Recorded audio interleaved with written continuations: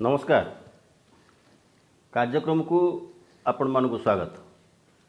आज आम कथा आम भविष्यत कार्यक्रम रे विषय वस्तु रही ताला खोलिबो आ तापर ए विषय रे आलोचना कला समय रे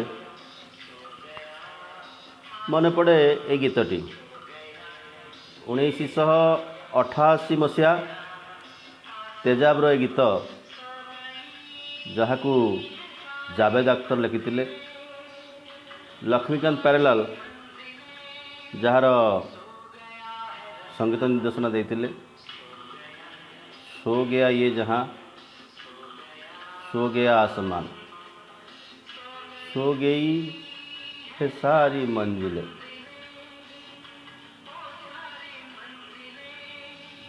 सो गया है रास्ता। आज ताला खोलिबो तापरे आलोचना रे आम कथा आम भविष्य आलोचना कला बेले ए गीतटी निश्चित भाव में गुरुत्वपूर्ण बोली आम मन हुए। केबे कथा होइचंती कहा सहित संवाद निश्चय करिथिबे बंधु सांगसाथी सहित। ताला खोलला परे आमे कोठी जिबा, कौन करिबा? जोठी जीवन क्षयटा को छाड़ी दे पड़े आसीथिले से क्षयठू पुणी नुआ जीवन आरंभ करि परिबा। तो वर्तमान एभली एक समय लॉकडाउन नारे हमको छाड़ी दिया जाइए। शुणु आउ थे तेजाबर से गीतटी जावेद अख्तर लेखा गीतर से पद मो कान भी पड़ुची, आपण कान भी पड़ुव। जार घर थिला से घर को चलीगला, जार घर नथिला आवारा कुआड़े जीव, यही गली से गली जीव तो कौटिक जीव, कौन कर? निज देश रे आजिर समय रे किछि नागरिक निजे ही शरणार्थी। कोरोना हटिनी, भूताणु मरिनी, किंतु जहाज उड़ीबो, रेल भी गड़ीबो, बरं कोरोना बढ़ी, मृत्यु संख्या बढ़ी। अगत्या किछि दुकान खोली, बंद पड़ी बजार। ये सब जिनिसर बड़ कथा होची मूल प्रश्न एठी रही एभली कार्यक्रमर वैज्ञानिक भित्ति कौन, साइंटिफिक कारण कौन, कौठू आसी आइडिया, या आगु समाधान रास्ता कौन? बरं दहगंज होची श्रमिक, प्रवासी श्रमिक से भारतीय, किंतु एठू जाई सेठू गला बेलू तार परिचय हो जाउची प्रवासी। निज देश रे निजे ही प्रवासी। जो देशर अर्थनीति रे केबे हेले जोड़ा ही नथिले 80% लोक भोक असहायतार भूगोल उपरे छिड़ा होइचंती। माने एपटे जेतेबेले बाहरु लोक माने फेरी आसुचंती, अर्थात कर्म दिवसर अधिक आवश्यकता पड़ुची, चाप अधिका पड़ुची, 10 ରୁ 12 लाख लोक धरी निया जा ओडिशा को आसीबे, तेबे अधिका लोकंकु अधिका काम दरकार। सेतेबेले जो 100 वर्षर आईन थिला, जड़े नागरिक बा जड़े मनीष सर्वाधिक 8 घंटा कार्य करिपरिबो, सरकार ताको 12 घंटे परिवर्तित करुचंती। अर्थात जो काम पाई 100 लोक दरकार थिले वर्तमान 75 लोकरे से काम करिबा वैध बोली घोषणा होउची। जो मनीष से दिन चली चली आसीथिला, पाद छिंडई थिला, मरी थिला, भोकरे उपासरे जंत्रणारे, से मनीष पाखरे काम नहीं, बरं छटे हवार संज्ञा, छटे हवार संभावना आगको अधिकारु अधिका बढ़ी बढ़ी चली। से जो लोक मैंने आसुथिले से माने कोठी पानी पिउथिले, को पानी पिउथिले? ए देश रे सबु पानी पीवा योग्य नुह। बाबू साहब को पाई जो पानी साधारण मनीष पाई से पानी नुहे। कहीं के भी प्रश्न करिसंती से माने पानी कोठी पिउथिले, खाउथिले कोठी, रहुथिले कोठी? हाँ, आम देशर एक भारतीयता देश भितर रही, जो भारतीयता हेतु किसी बदान्य व्यक्ति, किसी एनजीओ, विशेषकर किसी ट्रेड यूनियन संगठन, किछि क्लब किछि उत्साही युवक सहयोग करिसंती, पानी देइचंती, खाद्य देइचंती। 32 डिग्री 33 डिग्री ताती पिचुर ताती, सिमेंट ताती, कंक्रीट ताती, पाद गुड़ाक छेला छेला हो उतरी जाइछि माछ पिठिरु काति बाहरला भलिया। को माँ तो निजर जन्म कला पिला को कोलर धरिकी पुणी 500 किलोमीटर चली चली 500 किलोमीटर चली चली जाइछि। जो जंत्रणादायक दृश्य से दृश्य जी सोशल मीडिया देखिचंती, किछि किछि टेलीविजन माध्यम मध्य देख, सब टेलीविजन माध्यम नुहंती, किछि किछि टेलीविजन माध्यम मध्य देखैचंती, छाती फाटी जीव जहाँ को देखिले। एबे लॉकडाउन चतुर्थ पर्यायर आम आसी पहुँचीचे। ये देश में लॉकडाउन पर तो दिन तो लॉकडाउन हटिब, ताला तो खोलिब, कुआड़े जीवे से माने ताला खोलला पर से श्रमिक माने एवं जो माने निज सहर रे निजे उद्वास्तु भली बंचिचंती, कार्य हरैचंती, रास्ता कड़र मनीष बोली जहाँ को कह जाए, जार हिसाब कहीं दिन रखी नथिला, आज जार हिसाब खोजा को मनीष बाध्य होइछि, व्यवस्था बाध्य होइछि, कोठी जीवे। हुए तो किए केबे भेटी पारे, खाद्य गंडे देइछि बोली कहि पारे, पानी बोतल देइछि बोली कहि पारे, केबे सेमानक सहित संवाद करतु, कथा हुअन्तु। कारण ये होछि आजिर भारतर चित्र, जो भारत उपरे आमे छिड़ा हैचे, वसुधैव कुटुंबकम बोली कहूचे, कथा कथारे सामाजिक गणमाध्यम जय भारत माता की जय बोली स्लोगान शुभुची। सेपटे ये गोटे पटर दृश्य, आउ गोटे पटे बालकोनी उपरे ठिया होइचंदी भारतीय इंडियंस। किछि किछि लोक कह जाई पारे, समस्त नुहंती, सेमानक भितरे इंटेलेक्चुअल्स को इंडिया, सब इंटेलेक्चुअल बालकोनी उपरे ठिया हैना, किछि इंटेलेक्चुअल रास्ता को आसिचंती, रास्ता रे चालिचंती, पानी दौरान, खाया को दौरान, जंत्रणा को भीतर को नौकरी। सोफिस्टिकेटेड मिडिल क्लास भी ठिया होइछि बालकोनी रे, जो मानक पाखरे मास शेष निर्दिष्ट रोजगार ग्यारंटी रही, आश्रयर ग्यारंटी रही, पवन खाया पई घरे बालकोनी रही, पाखरे घंट रही, थाली रही, दीप रही, जो आम कहूँ बाबू साहेब सेठ वगैरह वगैरह, ये मध्य 10 भाग लोक समाज गोटे पटे ठिया होइचंती, आर पटे 90 भाग लोक ठिया होइचंती, 80 90 भाग लोक ठिया होइचंती। या मझिरे रही पुलिस दंडा, घर बाहरिले माड़, जहाँ पाखे घर बाहर जहाँ भी कारण थाई पारे, 6:30 रु आरंभ हो जाउची पुलिस साइरन माड़, केते धाड़ी धाड़ी है पुलिस गाड़ी साइरन बजे चलुची। संभवतः गोटे मिलिटरी इमरजेंसी बोधे आसी अनुभूत होची। संध्यारे आमे जानिनु 6:30 7टा पर कोरोना पड़ोची, पुणी सकाळ 7टा आसी पहुँचुची, एक होइची कि आमे जानिनु। सरकार तो संगरोध को बा व्यक्तिगत दूरता को सामाजिक दूरतार आख्या देले। प्रथम दिन कहले कर्फ्यू, कर्फ्यू आमे जानिचु केवल मिलिटरी कार्य कर्फ्यू शब्द व्यवहार करा जाए, किंतु सरकार व्यवहार कले कर्फ्यू। केते परिबा फोपड़ा होइची, केते परिबा बेपारी की फोपड़ा होइची, केते ग्राहकों को गुड़े गुड़े पुलिस पिटिची, केते टमाटो षंड मुहरे फोपड़ा होइची। आकु जी देखिची, जी भोगिची से जानिची, किंतु उणा अधिके जी न जानिची ता कानरे भी एक कथा पड़िची। केते लोक बेजित होइचंती, देशवासी नुहंती तो सत जेमिति अनुप्रवेशी, एक अनुप्रवेशीर मानसिकतार, एक अनुप्रवेशीर विचारधारा भारतवर्षर नागरिक सत्ता, नागरिक समाज वर्तमान समय गति करुच्ची। सते जेमिति कहा शरणर प्रार्थी शरणार्थी। ये लॉकडाउन पूर्वर दीप मिंजी मिंजी ही जलुला। भारतवर्षर जीडीपी बा सकल उत्पाद ग्रॉस डोमेस्टिक प्रोडक्टर तालिका ग्राफ निम्नगामी हो चली तलकू तलकू तलकू। 45 वर्ष देश में सर्वाधिक बेकारी संख्या सबुठारु अधिक होता 45 वर्ष भितर। या पूर्व बहु कारण रही, या पछरे बहु कारण रही। कोरोना पूर्वर यही सब भय, यही सब भूत मैंने ग्रास करते भारतवर्ष को। विमुद्राकरण एक कारण, जीएसटी अव्यवस्थित तरबरिया भाव में जीएसटी लागू करने एक कारण, एवं जीएसटी लागू करी राज्य माने जो हक पाइबा कथा ताकू भी केंद्र सरकार दे पारु नाहंती। वर्तमान समय अनेक राज्य सरकार दाबी करुचंदी बाबा जीएसटी रे हमर जहाँ प्राप्य सेतिकी तो अंततः हमको दे दियो, आमे कोरोना सहित लड़िबू।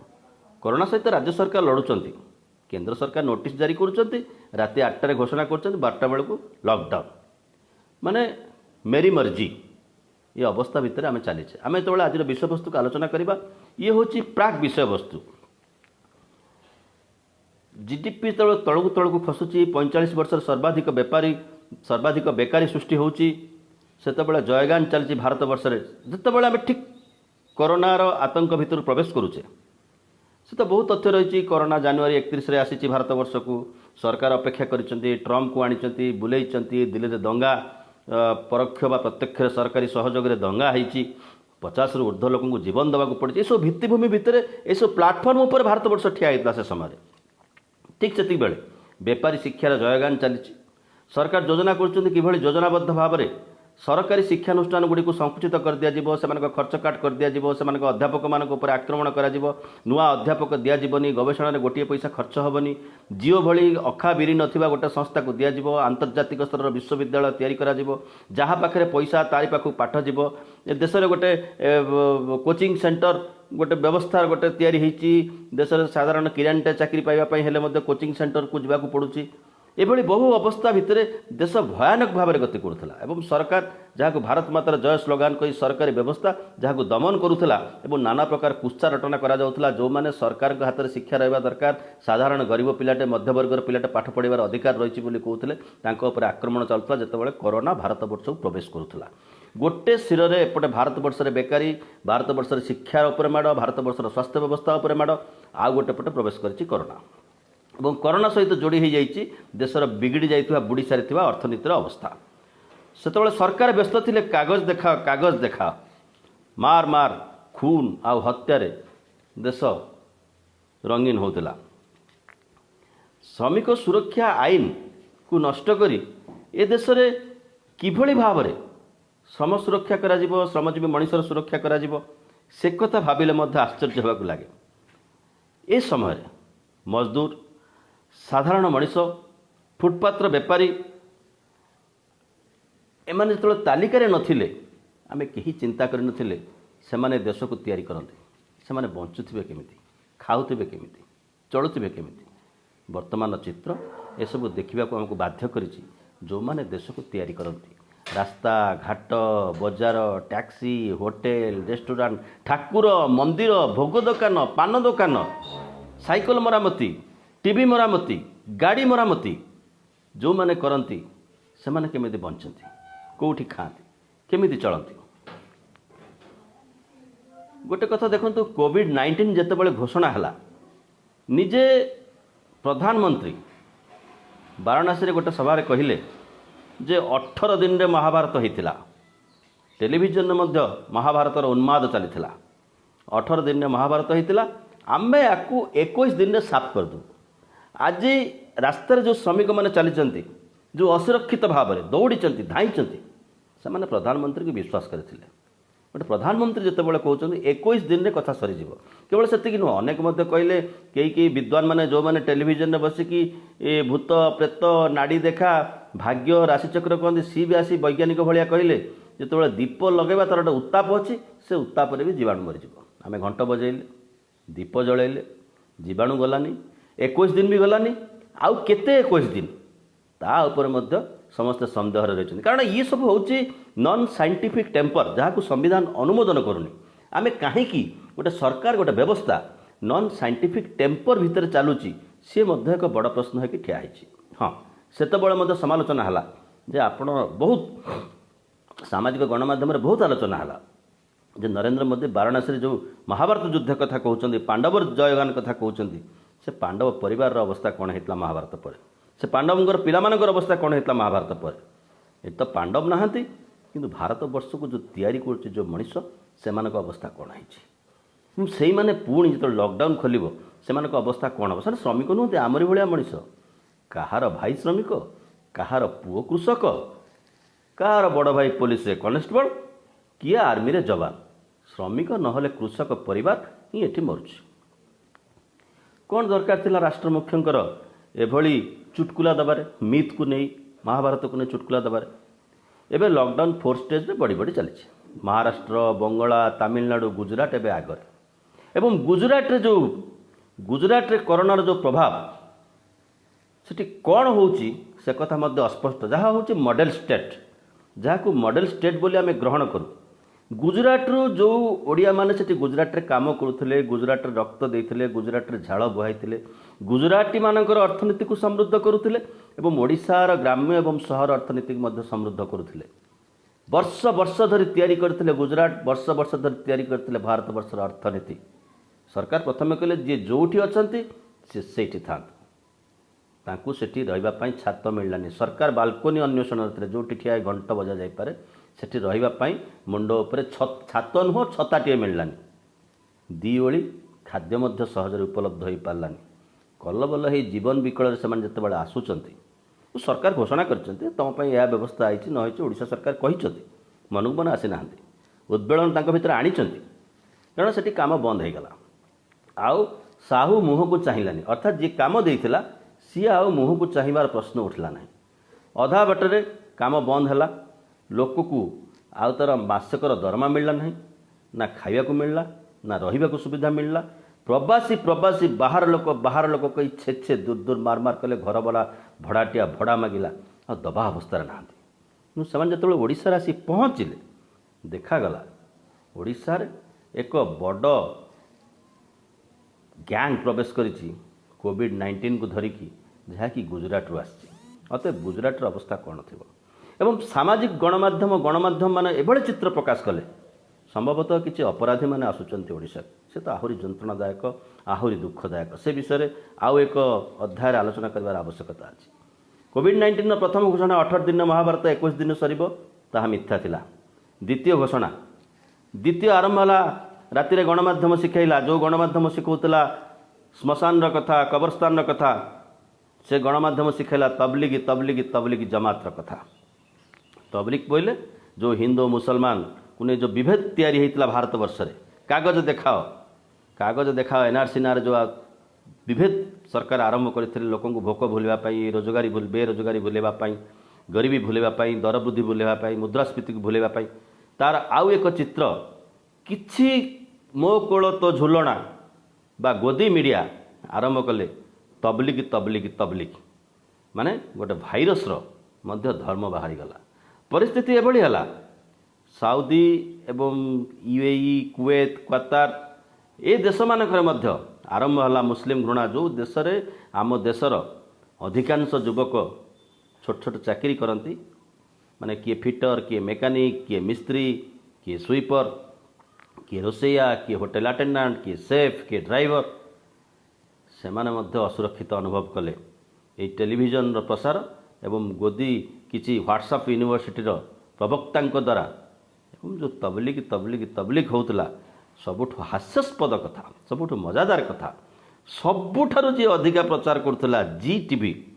एबे जी टीवी 28 जन कोरोना प्रभावित से संभवतः डेली तबलिग जमात को जाउथले।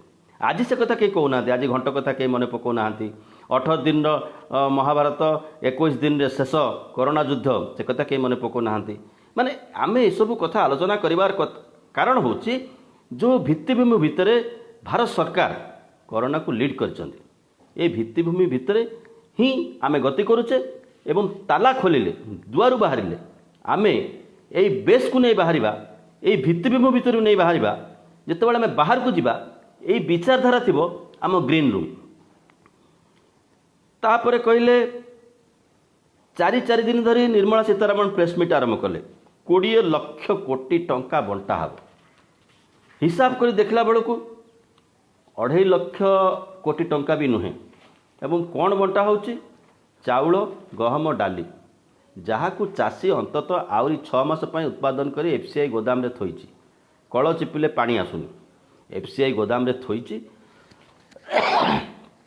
सरकार मध्य मझे निष्पत्ति करथिले चाउल को नहीं हाथ धुआ साबुन करेंगे हाथ धुआ बांफ तैयारी करेंगे से धरी सरकार प्रचार कले। सी प्राय 2.5 लाख कोटी टंका बाकी ऋण जड़े तो अर्थनीतिकार कहले जे ऋण मेला सरकार घोषणा कर संभवतः ऋण मेला ही घोषणा चली किंतु लॉकडाउन खोलला पर जड़े साधारण व्यवसायी जड़े साधारण मनीष धरी नियंतु जार पिला घरोई शिक्षा व्यवस्था पाठ पढ़ुचे तार बेपार उच्छन हो जाइए से तो तार दुकान करने को दुकान पाखु जीव जो मैंने व्यवसायी नुहति जो मैंने बचापी किसी करती मुझे कथा कहूँ से संख्या 170 निश्चित भाव में दुकान को जीव घर मालिक बसी मत भड़ा दियो 3 मासर ना रोजगार थी सेपटे आसी पहुँचो एक्सपायरी डेट सरी जाइए कंपनी वाला आसी एफएमसीजी वाला आसी पहुँची थे आमठू माल नहीं आमको पेमेंट दियो बाबू तुम एफएम सरी जाइए एक्सपायरी माल फेरई नियो से व्यवस्था ना इलेक्ट्रिक वाला मिनिमम बिल धरी पहुँची एपटे पिलार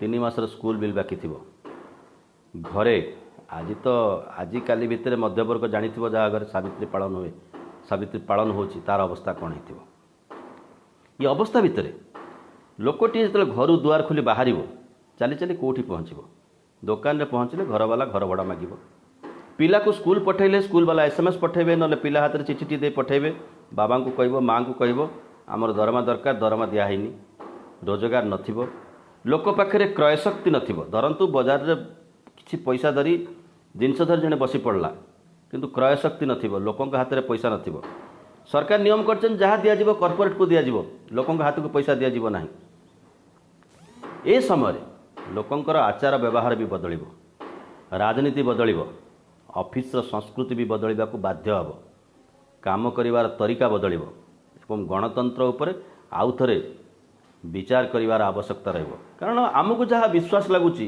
ए कोरोना बहाना रे सरकार विधानसभा चलेबेनी लोकसभा चलेबेनी मंत्री किए अच्छा देश में एत लोक रास्तार चलुंट आपड़ हठात कहींपर ए देशर श्रम मंत्री किए 4 थर भाविया पड़ो देशर स्वास्थ्य मंत्री किए हाँ ये मन रहा स्वास्थ्य मंत्री द्वार बंद कर लुडु खेलुले कथा मन पड़ो स्वास्थ्य मंत्री जी से द्वार बंद कर लुडु खेलुले देशर श्रम मंत्री किए किए जानते ना अर्थात देश में जड़े दिज लोक देश चल दूसरे ओडिशार सामान अवस्था ओडिशार को मंत्री कौन आवश्यकता न थाए ये कौच लोक प्रतिनिधि व्यवस्था बोले जो गणतंत्र बोली आम जहाँ कहूँ ये गणतंत्र प्रतिनिधि माने निष्पत्ति नियंती नहीं कौन करा से कथा आलोचना करती ना किछि बाबू माने नियम कर हाँ कि बाबू भितर संवेदनशील व्यक्ति अच्छा आमरी भितर लोक जाई बाबू होती किंतु सबू कथा जो बाबू जदि नियंत्रण करें तेरे गणतंत्र रे ए व्यवस्था कहीं रुहंता लोक प्रतिनिधि व्यवस्था कहीं रुहंता एवं सहज जो मैंने लोक प्रतिनिधि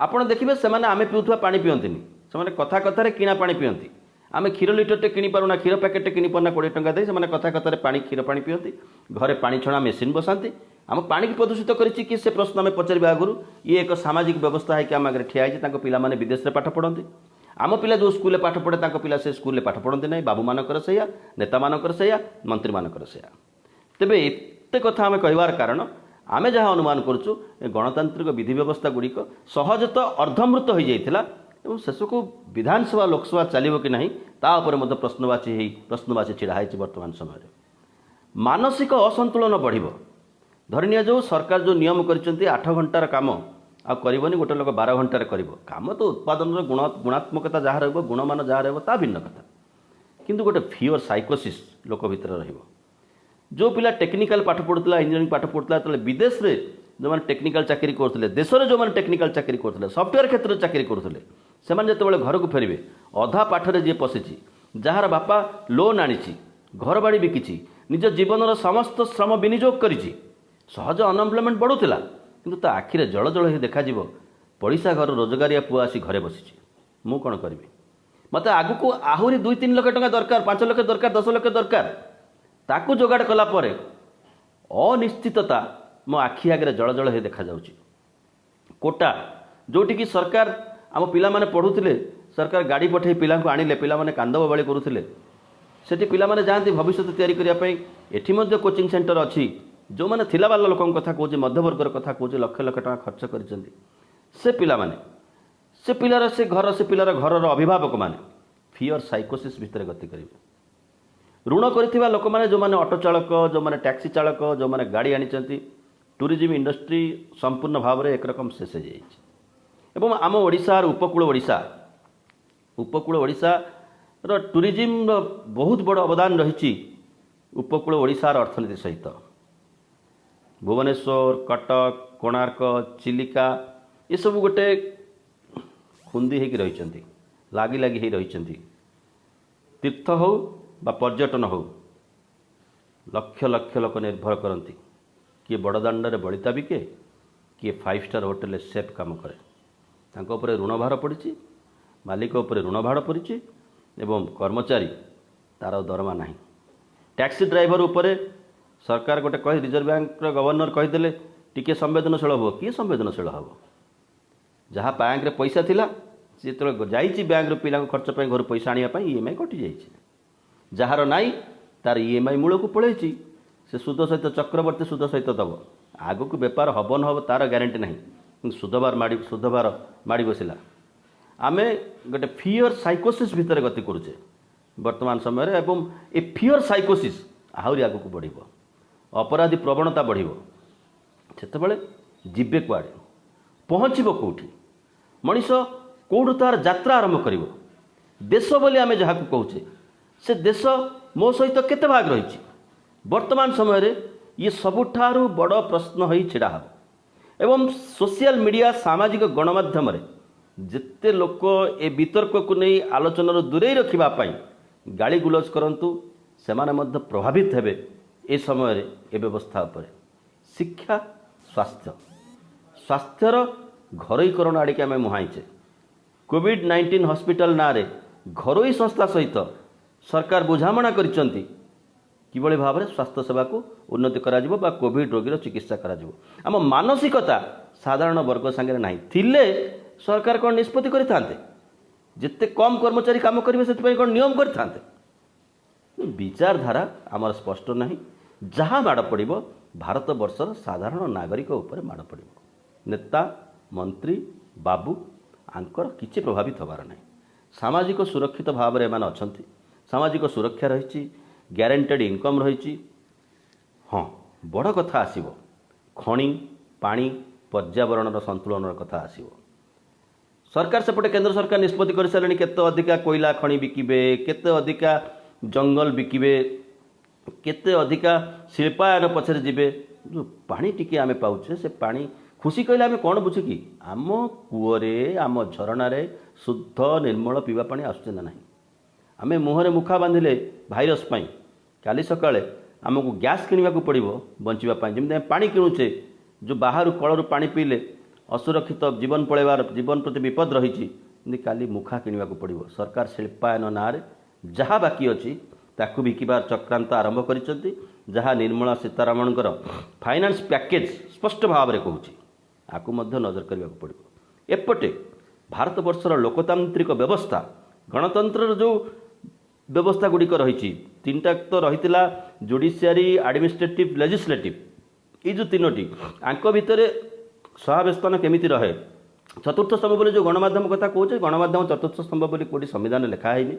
ରାଇଟ୍ ଟୁ ସ୍ପିକ୍ ଯେଉଁ ଅଧିକାର ଆମର ଅଛି, ଆପଣଙ୍କର ଅଛି। ଏବଂ ଗଣମାଧ୍ୟମର ଅବସ୍ଥା କ'ଣ? ଗଣମାଧ୍ୟମ ଗଣଙ୍କର ସମସ୍ୟା କେତେ ଦୂର ନେଇ ପହଞ୍ଚାଇ ପାରୁଛନ୍ତି, କେତେ ଦୂର ସେଥିପାଇଁ ସେମାନେ ବ୍ରତୀ, ସେ କଥା ସାଧାରଣ ଜନତା ସ୍ପଷ୍ଟ ଭାବରେ ଜାଣନ୍ତି। ସେ ବିଷୟରେ ଅଧିକ ଆଲୋଚନା କରିବାର ଆବଶ୍ୟକତା ନାହିଁ। ଭାରତବର୍ଷର ନିର୍ବାଚନ କମିଶନର ହେଉ, ଆଇନ ବ୍ୟବସ୍ଥା ହେଉ, ଅନେକ ରାଇଟ୍ ଟୁ ଇନଫର୍ମେସନ୍ କମିଶନର କଥା ହେଉ, ଏସବୁ ଯେଉଁ ବ୍ୟବସ୍ଥା, ସ୍ୱାଧୀନ ଗଣତାନ୍ତ୍ରିକ ବ୍ୟବସ୍ଥା ଗୁଡ଼ିକ, CAG ହୁଅନ୍ତୁ, ସ୍ୱାଧୀନ ଗଣତାନ୍ତ୍ରିକ ବ୍ୟବସ୍ଥା ଗୁଡ଼ିକ, ତାକୁ କିଭଳି ବଞ୍ଚାଇବାକୁ ହେବ ତାର ଦାୟିତ୍ୱ ଯୁବକମାନଙ୍କୁ ହାତକୁ ନେବାକୁ ପଡ଼ିବ। ଯୁବକମାନେ ରାସ୍ତାକୁ ଆସିଥିଲେ ଯେତେବେଳେ ସରକାର ଏସବୁ କଥା ଲୁଚାଇବା ପାଇଁ ଭେଦଭାବ ତିଆରି କରିଥିଲେ, ସେତେବେଳେ ରାଜନୈତିକ ଦଳଙ୍କୁ ବିଶ୍ୱାସ ନ କରି ଭାରତବର୍ଷର ଯୁବ ସମାଜ ରାସ୍ତାକୁ ଆସିଥିଲା, ରାସ୍ତାରେ ଚାଲିଥିଲା। ଆଗରେ କେଉଁ ରାଜନୈତିକ ନେତା ନଥିଲେ। ଗୀତ, ନାଚ, କଳା, ସଂସ୍କୃତି ଏସବୁକୁ ନେଇ ଆମେ ଚାଲିବା ଆରମ୍ଭ କରିଥିଲେ। ଆକୁ ଅଟକାଇବା ପାଇଁ କରୋନା ଗୋଟେ ବାହାନା ଭାବରେ ସରକାରଙ୍କୁ ସହାୟତା କଲା। କିନ୍ତୁ ପୁଣି ଆମକୁ ଏକାଠି ହେବାକୁ ପଡ଼ିବ। ସରକାର ଯେତେକ ମାରକ ନିୟମ ତିଆରି କରୁଛନ୍ତି ବର୍ତ୍ତମାନ ସମୟରେ, 125 କୋଟି ଟଙ୍କା ରେଳବାଇ ଦେଇପାରୁଛି ପ୍ରାଇମ୍ ମିନିଷ୍ଟର କେୟାର ଫଣ୍ଡକୁ, ଯେଉଁ କେୟାର ଫଣ୍ଡ ଅଡିଟେବୁଲ୍ ନୁହଁ, ଲୋକଙ୍କର ଦରମା ଦିଆ ହୋଇପାରୁଛି। କର୍ପୋରେଟ୍ ମାନେ 1500-1000 କୋଟି ଟଙ୍କା ଦେଇପାରୁଛନ୍ତି, କିନ୍ତୁ ଶ୍ରମିକଠୁ ଯେଉଁ ପଇସା ଅଣାଯାଉଛି ତାପରେ ପୁଣି 100-150 କମିଶନ ଦେବାକୁ ପଡ଼ୁଛି। এই କମିଶନ ଲଢ଼େଇରେ ଜଣେ ଓଡ଼ିଆ ଶ୍ରମିକର ଜୀବନ ବି ଯାଇଛି। କେତେ ଲୋକଙ୍କର ଚାଲି ଚାଲି ଜୀବନ ଯାଇଛି, ରାସ୍ତାରେ ଜୀବନ ଯାଇଛି, ତାର କି ହିସାବ ରଖିଛି? ହିସାବ ରଖିବାର ଆବଶ୍ୟକତା ପଡ଼ିଛି। ପ୍ରଧାନମନ୍ତ୍ରୀ ଏତେ ଥର କହିଲେଣି ତାଙ୍କ ପ୍ରତି କିଛି ଦରଦ ଅଛି, ତାଙ୍କ ପାଇଁ କିଛି କ୍ଷତିପୂରଣ ଘୋଷଣା ହୋଇଛି, କିନ୍ତୁ ସେମାନେ ହେଉଛନ୍ତି ମୂଳଦ୍ୱାର ମଣିଷ। ସେଇ ମୂଳଦ୍ୱାର, ସେଇ ଫାଉଣ୍ଡେସନ୍ ଭିତରେ ଆଜିର ଯୁବକ ଛାତ୍ର ରହିଛି। ଇଏ ପରିବର୍ତ୍ତନ କରିବ ଭାରତବର୍ଷ। ଆମେ ଯେତେବେଳେ ଘରୁ ବାହାରିକି ଲକଡାଉନ୍ ଖୋଲିବ, ଆମେ ରାସ୍ତାରେ ପହଞ୍ଚିବା। ଏଇ ସବୁ ବ୍ୟବସ୍ଥା ଭିତରେ ଆମକୁ ଗତି କରିବାକୁ ପଡ଼ିବ। ଲୋକତାନ୍ତ୍ରିକ ବ୍ୟବସ୍ଥା ଆମକୁ ପୁନର୍ବିନ୍ୟାସ କରିବାକୁ ପଡ଼ିବ। ସରକାର ଏ ବେଳରେ ତାଙ୍କର ଅଭିଯାନ ଚଲାଇଛନ୍ତି। UAPA ଆଇନ ଅନୁସାରେ छात्र मानवाधिकार कर्मी सांबादिक मानक गिरफ करा जाउछि सेडिशन ना राष्ट्रद्रोह ना प्रतिशोधर राजनीति मध्य सरकार आरंभ कर सारी एवं साधारण नागरिक को कहुच्छी तुम्हें राजनीति करना राजनीति जदि न करिबा समाज विषय चिंता न करिबा तेबे ये समाज आहरी अंधार भीतर गति कर ए बेଳରେ दायित्व होची आम देशर साधारण वर्गर मनीष किभଳି नागरिक हो पार निजर नागरिक दायित्व पालन करि परिबो ताहा आमर सबुठार बड़ दायित्व एवं लोक हाथ में केते जल्दी परचेजिंग कैपेसिटी बा क्रय शक्ति बढ़िबो ता मध्य मूल कथा आजिर ए अध्याय रे आपण माने मते सुनिथिबारु सहयोग करथिबारु बहुत बहुत धन्यवाद।